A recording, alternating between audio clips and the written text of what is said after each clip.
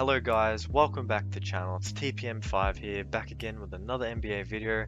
In today's video, I'm going to be talking about the Golden State Warriors. I'm going to talk about their prospects for this season, what I think they can do, and why ultimately I think they are still, a contender in the Western Conference and a team that needs to be heavily respected. Now, just looking at some of the individual player stats from last season, Steph Curry had another amazing year, obviously, probably his best, arguably one of his better years in the league. 32 points, 5.5 rebounds, and 6 assists per game on his usual, shooting splits. Then you have Andrew Wiggins at just under 19 points and 5 rebounds.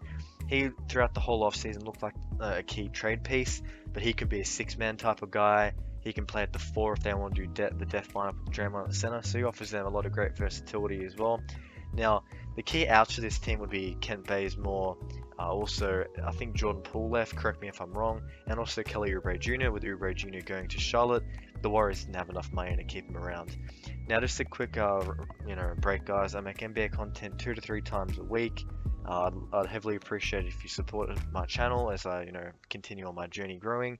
And if I have any returning subscribers, I appreciate your support. Thank you for watching my videos as well. But with that out of the way, let's keep going. So obviously, you might say, the Golden State Warriors are lacking. Klay probably won't be as healthy, won't be as good because he's coming off of some serious injuries, which is true. But I think that if there's any player to suffer the type of injuries that he has, that could rebound, I think he's probably the perfect one. Now, on defense, which was a key part of his game as well, people don't give him enough credit for that. He's going to suffer. We have to see how he moves, how he comes off of screens, how he can, step up on the perimeter, and just, generally speaking, how much he's lost out of his legs in terms of pace and ability to turn and stuff, because those injuries do take a toll. When it comes to offense, though, he can, he scored, 60 points with the least amount of dribbles in NBA history, so I don't think he's going to suffer on that side of the ball. Now, the Warriors have something which is unlike the previous iterations of the team.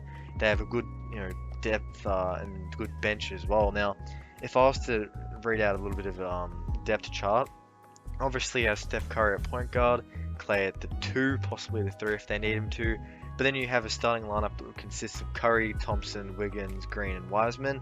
And then coming off of the bench, you could have Looney, Porter Jr., Wiggins, and if Jordan Poole was still there, him as well. Iguodala's in there as well, Kuminga, and also Moses Moody, and that's just to name a few. So they have a lot of depth, which is something that previous Warriors teams didn't have, and they also have key trade pieces as well. Now, given that this team is very far, it's in the luxury tax and it's very far above the salary cap, I think that a trade would be their only way. I don't think they're going to go out and get Kevin Durant like they did, in 2016 in July. But I think Jonathan Kuminga will be a good player to add, considering that he could cover some of the deficiencies that Klay might have when he comes back in terms of defensive side of the floor. The production wasn't really a problem for him, as in the G League he put up 16.7 rebounds and 3 assists against the G League pros on about 32 minutes per night. He's a very good defensive player. He was 11th in defensive rating in terms of all the players in that league, and he is playing against actual grown adults as well. Now, on the offensive side of the floor, he shot 25% from 3 and 5 attempts per game, which you can respect because he is shooting enough threes for him to be respected, but that is an amount that is going to need to increase if he wants to make himself a career in the NBA. And also another guy I'd like to talk about, Draymond Green. He had another probably, contending for Defensive Player of the Year season last year. He's still, is a very balanced guy now. It's not like he was in 2016, and especially in that finals run as well, but he's still someone that's going to be productive and is going to fill a lot of gaps, and he can do a lot of things that you want him to do. And that's why, he's not really on the cheapest contract, but he's a good culture guy, and he's the guy that fills a lot of gaps for them in their in holes and issues that they could have with their roster. And at pick 14, you guys may be aware they did pick up Moses Moody as well, as I mentioned before. He is a bit more of a natural fit than Kuminga because he can shoot the ball, and he's going to be getting some good looks when he's playing with Klay and also Steph Curry. He can be a guy that could give them a good 20 minutes a night, and he's a guy that has some decent upside as well.